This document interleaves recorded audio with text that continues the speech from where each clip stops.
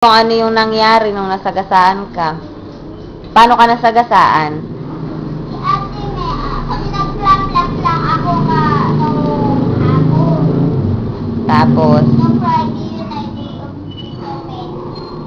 oh, Wala kang settlement, may pinuntahan. tapos inutusan ka. Nung pagkalis ni Tito Omen, nag-flam-flam pa rin ako. Sulat ako. Tapos, pagkatapos ng merienda na daw, bumili ka ng isla tsaka dalawang pansit canton. Saan po yung pambili sabi ko? Tapos, yun. Nung piniyunta pa lang ako. Papunta pa lang ako. Nakaparking pa lang.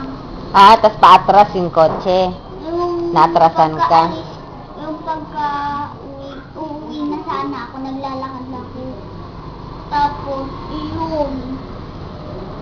Naatrasan ako ng kotse. Tapos napunta ka sa ilalim. Masakit. Masakit. Nawalan ka ng malay? Ay ano? Nanginginig-nginig na ako. Tapos puro Uwi gas-gas na ka. ako. Anong ginawa ng driver? Sabi, hindi ka tuturukan. Pupunta ka na sa ospital. Papacheck up ka lang. Uuwi na ako. Dinala niya ako sa doktor. Tapos dito may gawos ako dito kasi maputi yung Gas-gas. Anong sabi ni mami mo nung sinabi mo? Nung sinabi ni nanay, ako dapat nagsasabi ay inunahan ako ni nanay. Siyempre, dapat malaman yun ng mami mo ay. Tapos umiyak si mami. Sabi ko kay nanay, pag naiyak si mami, parang mapapaiyak na rin ako. Siyempre. Noon nga kinuwento nila sa akin, sabi ko, kung ako yun, bago ko pinauwi si Mayan, binugbog ko muna, na makaganti man lang.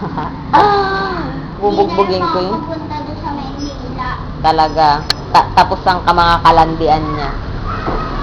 Tapos na ang panunood niya TV. Kalagi na sa bida, manunood ng TV. Paggabi, sa bida, manunood ng TV. Nagte-text, nagte-telebabad.